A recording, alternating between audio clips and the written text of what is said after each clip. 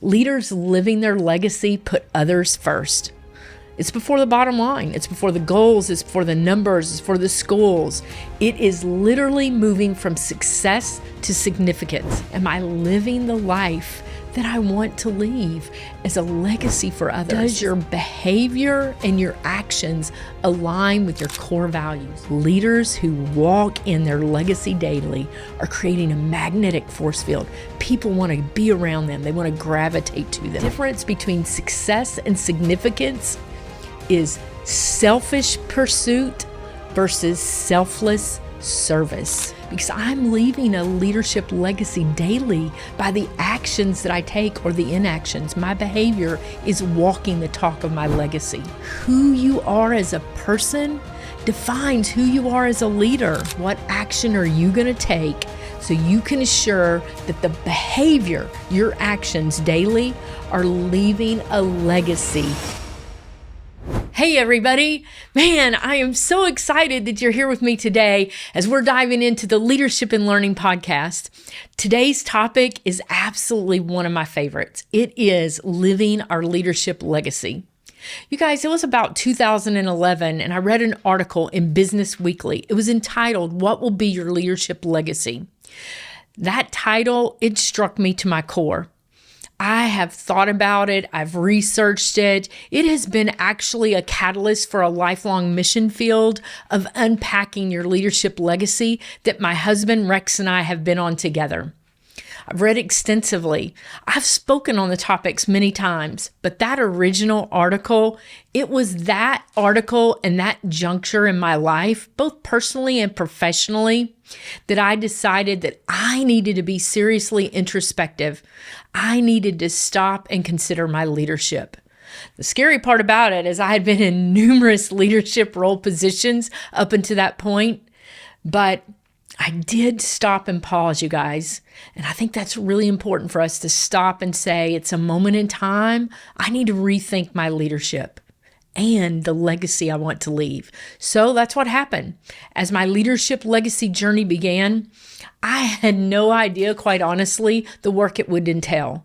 But I decided to commit to it. So let me talk to you about a few things that were the hard work, the really hard work that I had to do, because it required serious reflection on my part.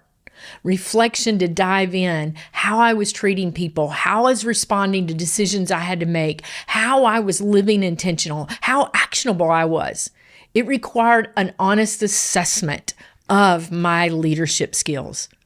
Another area it required, you guys, was true forgiveness and grace.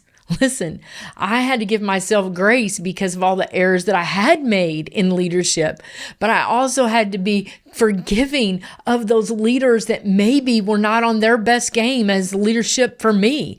It took both, and I hope that all these other leaders were forgiving of me and the people that I served. Grit is another thing that was a true game changer in this process. I had to stick with it. It got tough sometime. Going back and mending bridges, it just takes a toll on you. But the grit to stay with it, to assure your leadership legacy's on point to the values you want to live, it makes all the difference. Intentionality was another one. Intentionality is right along with that grit. I had to be intentional about the decisions I made. I had to stop and be thoughtful about them. And then finally, passion. You guys, if you're going to live out your leadership legacy, you got to be passionate about it. You got to believe it. You've got to have it to your very soul of your being, and then be excited about delivering it every day.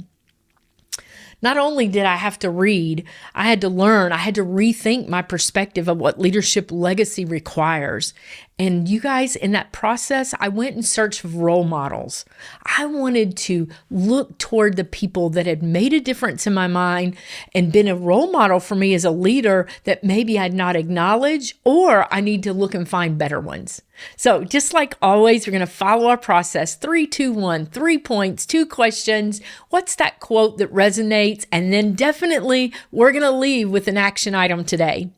So our 3 points. What are 3 ways we can begin living our leadership legacy daily? Point number 1, you guys, leaders who are creating a legacy, they have a positive magnetic field. Think about that. A positive magnetic field. People respond to authentic passion. People respond to those that are super excited. People respond when to the depth of your core you believe in something and you walk your talk. That's a true energy. It's a force field. It's intense. Some dictionaries put the word intensity as brightness, or they call it a magnetic field. I love this definition when I think of education. Let's start with brightness. Think of the teachers, the administrators, the students that you've been around and come across in your career, the ones that have exuded that bright light. The bright light of enthusiasm, the bright light of, oh my gosh, I just learned something new. The bright light of this stretch and learning, the bright light of inquisitiveness, that bright light when they care so passionately for each other, they encourage during the school day. The bright light for just the sheer passion of life. They can't wait to come to school that day because they know they're going to connect, they're going to interact with their peers. You guys get the idea. It is that bright light. One educator that's been a role model for me regarding this bright light, this magnetic force field, is Steve Wolf. Steve Wolf is a Mikan Award winner. He was a middle school principal for years, a superintendent for 12 years, and now he's working with a nonprofit. You guys, Steve is funny. He's quirky. He's smart. He's a champion for the underdog. And you guys, he's a champion for those searching for their brightness. Steve gets it. He's truly a bright light in education. He's a bright light in this world. Steve absolutely models for me somebody that's living their legacy because he brings passion to everything he does. And he says yes when peers reach out to him and want to be stretched, want to learn from him. You know, Steve's the author of a book called Heart to Heart, and it's about leaving a legacy and building one in the lives of kids. You know me and reading, you need to check his book out, Heart to Heart. He's also the founder of Wild Heart Teachers. Wild Heart Teachers is a retreat that they host in Colorado. And you know how you invest all the time during your school year? Maybe you're exhausted and stressed to the end as the end of the year comes along. Well, you guys, this retreat that Steve offers in Colorado is a place that you can rejuvenate and interact with peers so that you kind of rejoice in the job that you're doing and you get back and rekindle that love of teaching. I'm so blessed to know Steve. Unfortunately, I don't get to see him very often, but I do consider him a friend. To be around Steve is to completely understand what a magnetic force field is. People gravitate to Steve. He's selfless, and it's all about serving others. That's his driving force. And he has that innate ability to step back from any situation and consider the long-term implications of that decision. That's a leader. Let me repeat that. The innate ability to step back from any situation and look at the long-term ramifications of the decision, the fallout on all the individuals. Wow, that is a gift. You guys, he's always guided by what's best for teachers and students and what's best for others. He opens the door of opportunities for others. He creates an environment where everyone, no matter what their gifts are, feels valued. Steve is a positive role model for me for that magnetic field, that brightness. So think about two magnets in your hands. You put them together, there's a push or a pull, right? It's a level of intensity. The magnetic field has two energies, the one that pulls us toward things and the one that pressures us away from things. Think about it in schools. We want positive magnetic fields. We want fields that pull our students into the campuses. We want schools where students and communities gravitate. It's the hub of that community. We want them to be drawn into our classrooms every day. You want a teacher that has that magnetic field that students can't wait to see what's going to happen in that classroom that day. We also want force fields in our schools that push away. Think about it. We want to create an environment where some things are not welcome. We want to push away any thoughts of drugs on our campuses. We want to make sure that people know they're not welcome here. We want a force field that says, you know what? People that are mean and unkind are not welcome in our schools. We don't tolerate bullying. Those are all levels of force field that are a push. The bottom line is we want to create a safe space for our students where they feel valued and they feel loved. That's the kind of force field we want to create in our schools. Leaders who are walking in their legacy daily, you guys, are creating a magnetic force field. Leaders who walk in their legacy daily are creating a magnetic force field. People want to be around them. They want to gravitate to them. Point number 2, leaders living their legacy put others first. It's before the bottom line. It's before the goals. It's before the numbers. It's for the schools. It is literally moving from success to significance. It's always people first over results. Don't get me wrong. I get it. I get the importance of your school ratings, graduation rates, test scores, all of that, everything that comes from the demands of state, federal, community. I get all those different perspectives. And while they're extremely important and they're important to parents and community, the bottom line of what makes a difference in the schools and what makes a difference in those results that you're looking at are the people. People are the ones that matter. Your leadership teams, your teachers, your staff, they're the ones that we need to feed into. In Andrew Thorpe's article, The Importance of Legacy, he shares, significance requires us to value the qualities more than the quantities. Think about that. It's the quality of what we're delivering. He goes on to share, there's a big difference between success and significance. And the difference is, I don't want you to miss this, the difference between success and significance is selfish pursuit versus selfless service. Think about that. A selfish pursuit is something, it's about the I. It's not about team. It's not the whole. Selfless service is that servant leadership. It's that servant who wants to help others achieve their goals. That's the difference in success and significance. You guys, we create significance by stepping into. We create significance by feeling a need for others. We create significance by creating a school that has that magnetism, that positive pull for students every day. We create significance by leaving the campfire better than we found it. Shout out to Mark Schernbrock, my good friend. We want to leave the campfire always better than we find it. So we have to ask ourselves questions. How can I make things better around here? That creates significance. We want to clarify the difference between that success and significance. You guys, most people that have a significant legacy are absolutely successful. It's just they put the significance on the people first and the accolades of success later. It comes, but it's about the people. It's about serving first. You know, to see a desirable outcome, to make sure you want to achieve it, when the whole team works together and you work for that common good, and when the team all tries their very best, that's going to be when you drive results.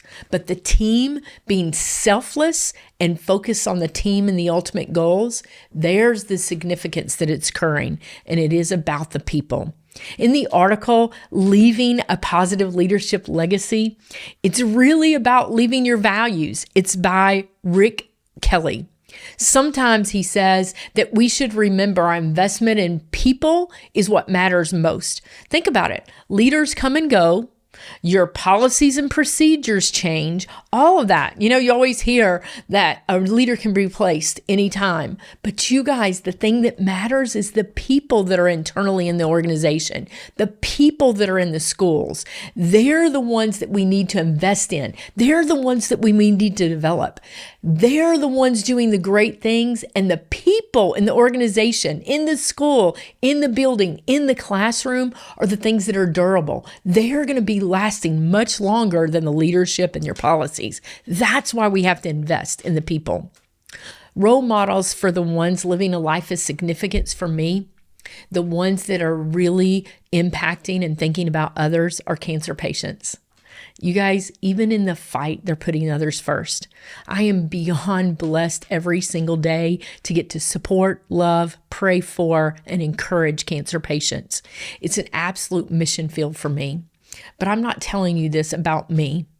I'm telling you this because of what I learned from these patients. My life is truly transformed daily because of the interaction with patients. I learn that it's about the experience. It's about the people that are around us. You know, what a difference these patients make in my life is truly unbelievable, because their focus on family and friends while they're in the middle of a battle for their life is truly humbling. Even through their sickness, they adjust their life schedules. They adjust work. They tackle everything with the ferociousness for life. It depends on it, right? These people are faced with what's the significance of their life daily. They have to think through that. And no matter what it is, they still are going to put others first. They're living it out by their actions. They're honoring those around it. They're teaching everybody around them the grace and the grit that it takes to persevere and leave a life of significance. And they know that it's the people that matters. If you talk to any of them, the first thing they're going to say, they want more time. Everybody wants more time to be with their families, to make a difference. You guys, it's those that inspire me to make an effort to leave a significant leadership legacy. Legacy, it's always about the people first. My point number 3, legacies are built by our actions. This is another one where my role model is very close to home. My role model on living a legacy through action is my daughter, Lindsay, and her girlfriends. And yes, I'm giving a shout out. Jess, Emily, Carrie, Chelsea, and there's so many more I'm probably missing out. But let me tell you, these young ladies have made it a mission to commit to their families and their faith. It means so much to me to watch them navigate life and see how they address the challenges, because certainly it's not easy, but they address the challenges keeping their priorities first. They want to make a significant legacy for their families and their children. They share their up and downs, but their commitment to action, their walk the talk, they make sure they show up on those special moments. They make sure they're encouraging to each other during challenging times. They find getaways to build up their energy. They model for their children. It's the action that they're pouring into the people of each other that leaves that legacy for their children. Life's not easy to navigate, but when you have real accountability partners, your daily actions are leaving a legacy that truly matters. In Jan Fried's article, What's Your Leadership Legacy?, she states, to remember that leadership legacies are built by every decision and action or inaction we take. Think about that.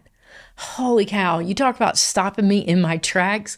I just have to stop. It takes my breath away. Our legacy, the leadership legacy we leave, is based on every decision we make, action or inaction. That's a big responsibility. As leaders, we have to think about those on a daily basis, all the decisions we make or the non-action we take. Gafford and Maruka have done extensive research on leadership legacy, and in their book, Your Leadership Legacy, they share an analogy that I want to share with you. They talk about a photo mosaic. So if you imagine a photo, so if I just took a picture of myself and I used a photo, but the photo of myself is made up of 1,000 tiny mosaics in that picture to create the image of myself. These thousands of smaller ones are the individuals that make up the touch points of my leadership legacy. Think about these photos in the distance. They represent all the touch points. For me, it would be former athletes I've had, students. It would be peers that I've had in administration at the campus level, the district level. It would be peers that I have in the corporate world. It would be my family, because I'm leaving a leadership legacy daily by the actions that I take or the inactions. My behavior is walking the talk of my legacy. I want you to think about that. Imagine your own portrait. Imagine all the individuals, the images, the faces that make up the people that you work with, the community that you're in, the people that you interact with, these parents, the students, all of our role models that make up your photo mosaic. The more consistent our leadership legacy, the more clearer that picture is, the stronger the images are. You guys, it's about the leadership legacy. My goal, like I told you, from 2011, I've had to really think hard about the decisions I've made because these stories tell about the significance we've had. And every time we have a bump in the road, which there's many, they accumulate, right? And we have to figure out a way. How can we course correct those decisions we've made? Because our legacy is made on our actions and interactions with others. 2 questions that we have today. You guys, first of all, I want you to consider the photo mosaic. Who are the people in your mosaic? And why are they included? Did you leave a legacy of significance for them? And what was that? What did it look like? Was it for good? Part of living your legacy is question number 2. It's understanding sometimes we make mistakes. Sometimes we've made decisions that it was the wrong path to take. And trust me, I've made many. But we disappoint people. Maybe we've gotten angry. Maybe we've destroyed trust along the way. There could be any number of things that have happened when we take the wrong path. The key is to be big enough to go back and mend that fence. We got to build those bridges because we have to do better. We have to walk our talk. So, is there someone that you need to right a wrong? Why? And what do you need to do to correct that course? Humbling yourself is absolutely an attribute of leadership. We need to consider ways that we can honor others in our journey. The quote for this podcast is one of my favorites. It's from the book, A Leader's Legacy by Kuntz and Posner. I can't even speak now. The legacy you leave is the life you lead. In this journey of my thought process of leadership legacy, I've really had to think about it because you think of a legacy being something that you're leaving for the next generation. But I've decided that the most important thing for me is how I live my life every day is the legacy I'm leaving right then. Daily, I have that opportunity. So think about it. The legacy you leave is the life you're leading. The 3 points from our living and our legacy today have been, number 1, leaders who are creating legacy, they have that positive magnetic field. Number 2, leaders living their legacy always put others first. It's about other people. And then the 3rd point for your leadership legacy is built through our actions and inactions. What do your behaviors say? Are you walking your talk? Speaking of actions, you guys, I want us to think about what we're going to do with this learning today. It's our legacy and it's the time to live it now. We have to embrace the moments. We have to embrace the opportunities. We have to embrace each other because collectively our legacies can be even greater. So our action item, our legacy is not just defined by our accomplishments, you guys, or the vision you leave behind, but it's the way you conduct yourself as a leader. It's the decisions that we make daily that influence those around us. Who you are as a person defines who you are as a leader. Start with that self-reflection. Journal about the following. Think about your gifts. Think about the gifts you bring to any situation. Think about what you do to add value to the people around you. Think about how you forge relationships. How are you helping people connect? How are you connecting to the team that you work with? Do you inspire others? How are you being inspirational on a daily basis? How do you embrace life as you come into your campus every day? What's the enthusiasm level that you have? What trait of yours will impact others' lives the most? What action do you take? Is it really resonating with others? Take time this week to really Think about the traits that you have and where you need to start as a leader. Be vulnerable. Open yourself up. Ask the people around you. I said I was on this journey with Rex, my husband, and Rex and I all the time, we have to put ourselves out there. Am I living the life that I want to leave as a legacy for others? Is it a life of significance? Ask them. Does your behavior and your actions align with your core values, what you believe, and the legacy you want to leave? What's important to you? Are your behaviors aligned? Determine the first step you're going to take, you guys, and then begin leaving your legacy. And you know what? As you leave your legacy, you've got to live it out loud every single day. There's a website that I want to tell you about. I mentioned Galford and Maruka. There's a 30-question assessment that's on their website that will jumpstart your thinking of your leadership legacy. We're going to put that website in the show notes that you guys can go out, search it, and maybe it'll be a jumpstart of your thinking.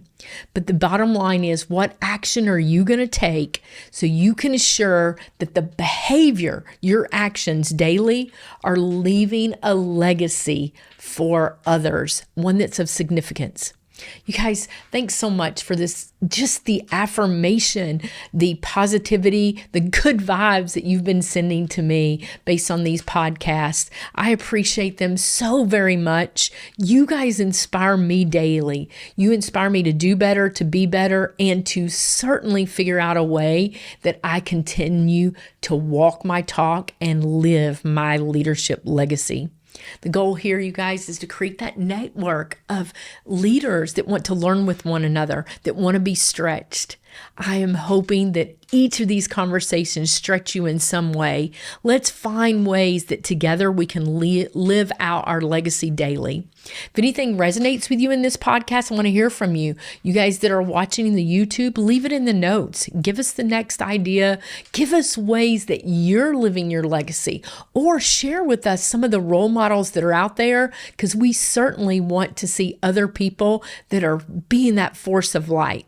If there's anything that we can do to support you, we want to hear from that in those notes. And you guys, thank you so much for joining me for the Leadership and Learning podcast. I hope you guys have an amazing day and walk out your leadership legacy.